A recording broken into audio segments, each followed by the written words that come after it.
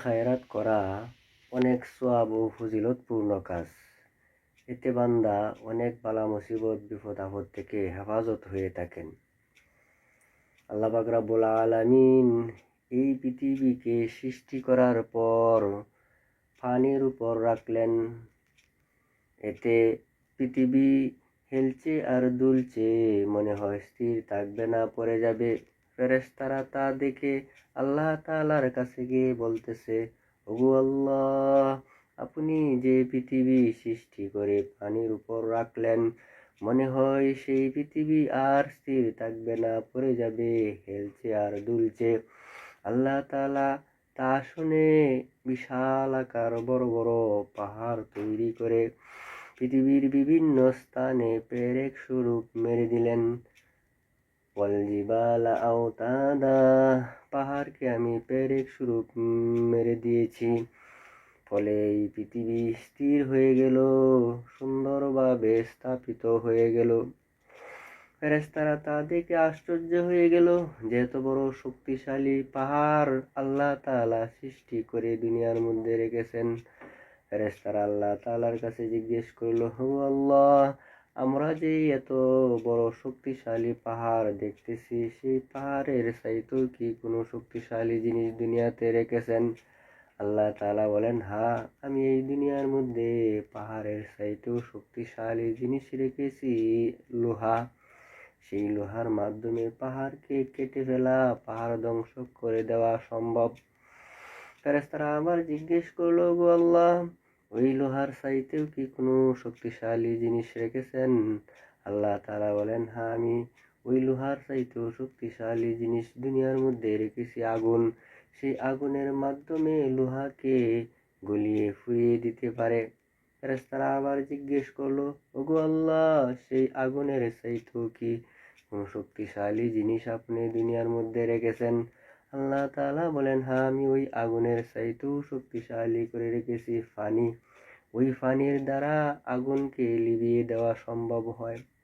ফেরেশতারা আবার জিজ্ঞেস করলো, ও আল্লাহ, ওই পানির চাইতেও কি আপনি কোনো শক্তিশালী জিনিস দুনিয়ার মধ্যে রেখেছেন? আল্লাহ তাআলা বলেন, হ্যাঁ, আমি ওই পানির চাইতেও শক্তিশালী জিনিস রেখেছি, বাতাস। ওই বাতাসের মাধ্যমে ঘূর্ণিঝড় হয়ে যায়, টর্নেডো, সাইক্লোন, হারিকেন, বিভিন্ন ধরনের ঘূর্ণিঝড় হয়ে যায়।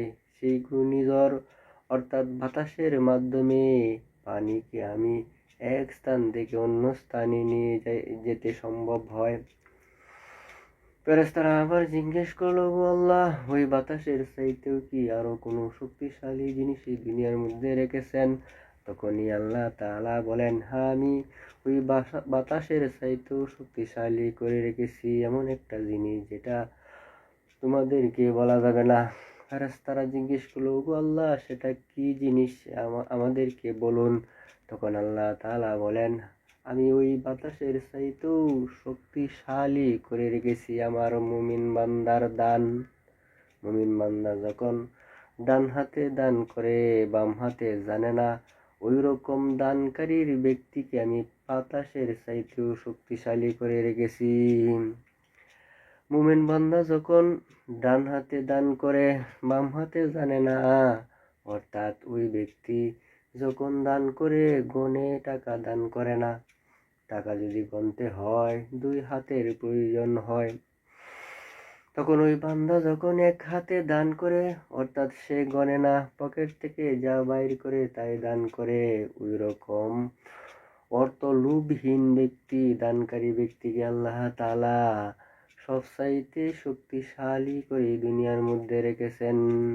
ওই জন্য আপনি আমিও দান করতে চেষ্টা করব সীমাহীন ভাবে, আপনি আমার সামর্থ্য অনুযায়ী ভাবে।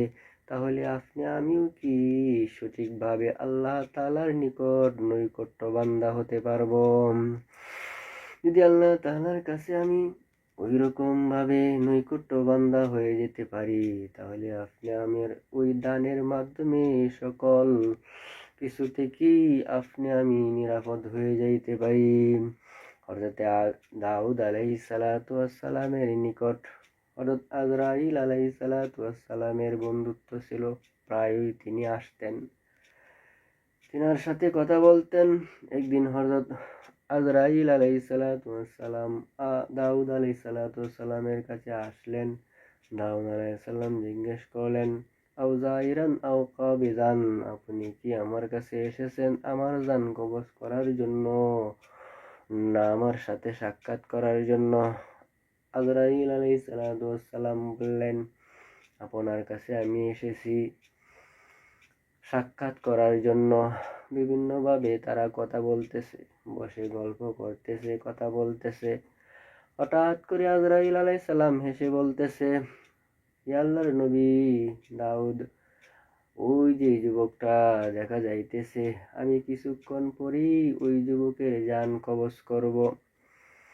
ওইরকম ভাবে কিছু কথাবার্তা বলার পর জান কবজ করার জন্য আজরাইল আলাইহিস সালাম ওনার কাছে চলে গেল, সেই যুবক ছেলেটির কাছে চলে গেল। এদিকে দাউদ আলাইহিস সালাম তিনিও বাড়িতে চলে আসলেন। ঘটনাক্রমে পরের দিন দাউদ আলাইহিস সালামের সম্মুখ দিয়ে সেই যুবকটি হেঁটে যাচ্ছে। দাউদ আলাইহিস সালাম আশ্চর্য হয়ে গেল। গতকালকে বলল আজরাইল আলাইহিস সালাম ওই যুবকটাকে জান কবজ করবে, কিন্তু সে তো এখনো দুনিয়াতে বেঁচে আছে। দাউদ আলাইহিস সালাম আশ্চর্য হয়ে গেলেন। ঠিক আছে, আরেকদিন আজরাইল আলাইহিস সালাম আমার কাছে আসলে আমি জিজ্ঞেস করব কেন তার জান কবজ করা হয় নাই। কয়েকদিন পর আজরাইল আলাইহিস সালাম যখন আবার দাউদ নবীর কাছে আসলো, দাউদ নবী বললেন, আও জাইরান আও কাবিদান, আপনি কি আমার জান কবজ করার জন্য এসেছেন না সাক্ষাৎ করার জন্য এসেছেন? আজরাইল আলাইহিস সালাম বলেন, আমি তো আপনার কাছে এসেছি সাক্ষাৎ করার জন্য। গল্প করতেছেন। দাউদ আলাইহিস সালাম বললেন, আপনি যে সেদিন বলেছিলেন ওই যুবকটার জান কবজ করবেন, কিন্তু সেই যুবকটা তো এখনো দুনিয়াতে বেঁচে আছে, সে তো মৃত্যুবরণ করে নাই। আজরাইল আলাইহিস সালাম বললেন, হে আল্লাহর নবী দাউদ, সেটা তো আমারও কথা, আমি তো ঠিক সেই সময়ে সঠিক সময়ে ডায়েরিতে লেখা অনুযায়ী তার মৃত্যু এমন সময়ে হবে, সেই সময়ে তাকে গিয়েছিলাম জান কবজ করার জন্য। আল্লাহ পাক রব্বুল আলামিন আমাকে আদেশ দিলেন, হে আজরাইল, তুমি তার জান কবজ করবা না। আমি বললাম, ওগো আল্লাহ, তার মৃত্যুর ডায়েরিতে তো এমন সময়ই লেখা, আপনিও তো আদেশ করেছেন তার জান কবজ করার জন্য, আমি এখন কেন তার জান কবজ করব না? আল্লাহ তাআলা বলেন, হে আজরাইল, তুমি তো জানো না সে কিছুক্ষণ পূর্বেই একজন ভিক্ষুককে কিছু টাকা দান করেছিল, ফলে ওই ভিক্ষুক তার দীর্ঘ হায়াতের দোয়া করেছে, আমি ওই ভিক্ষুকের দোয়া কবুল করে নিলাম, আর দেখলাম তার হায়াত কতটুকু বাড়ানো যায়।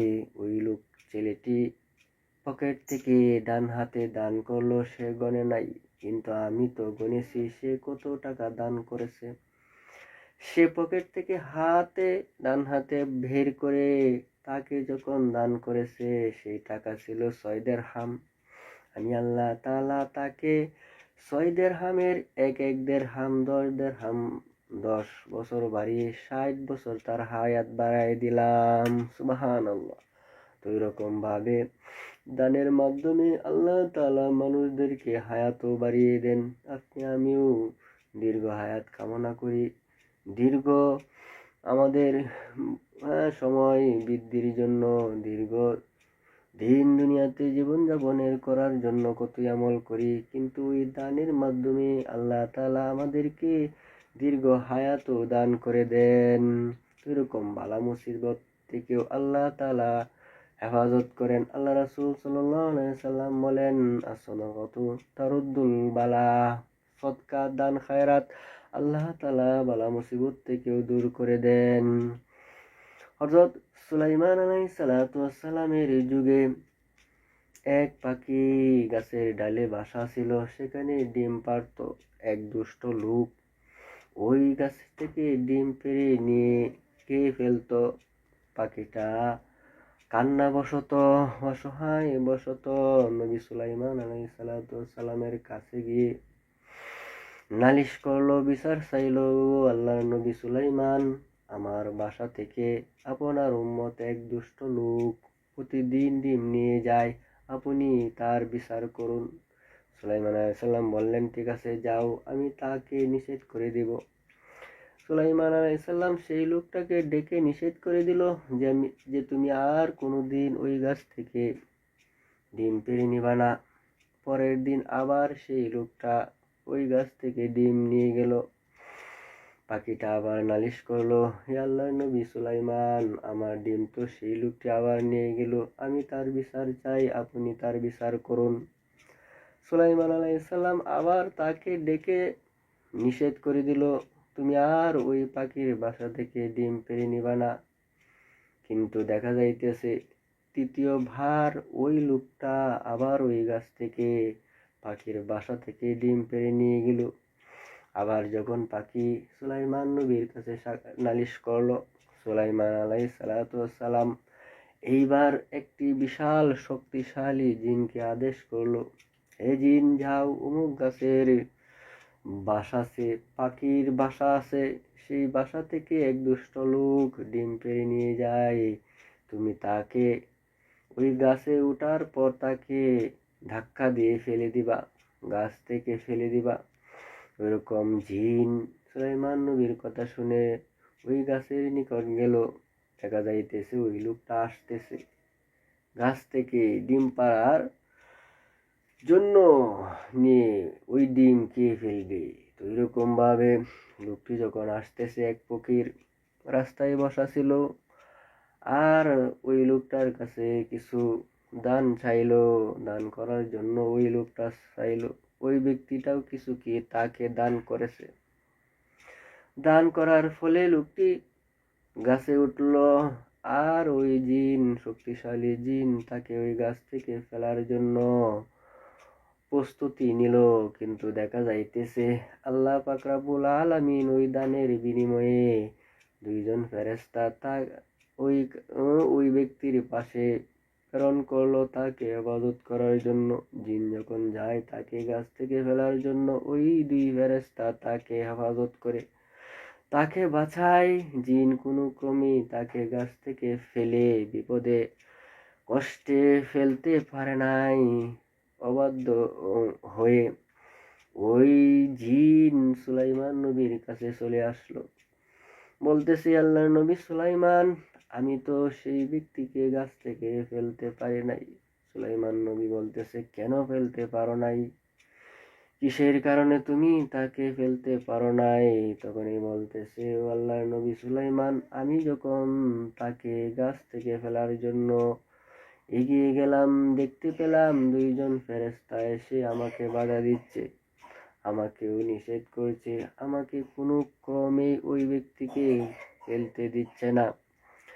তখন সুলাইমান আলাইহিস সালাম বুঝে বলতে লাগলো, হে জিন, তুমি কি ওই লোকের কিছু আমল সম্পর্কে জানো? গাছে ওঠার আগে কি কোনো কিছু কি করেছিল? তখন এই জিন বলতেছে, হ্যাঁ, আমি দেখেছি সে আসার সময় এক ভিক্ষুককে কিছু দান করেছে।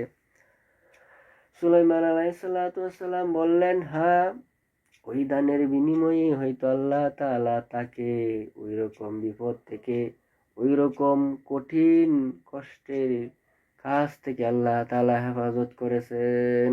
সুবহানাল্লাহ। তো এই জন্য আপনি আমি দান করলে আপনি আমার বালা মুসিবত দূর হয়, হায়াত বৃদ্ধি পায়, এবং বিভিন্ন ধরনের আপনি আমার আল্লাহ তাআলার পক্ষ থেকে শক্তি এবং সাহস ও বিভিন্ন ধরনের কষ্ট থেকে মুক্তি পাওয়া যায়। সুবহানাল্লাহ।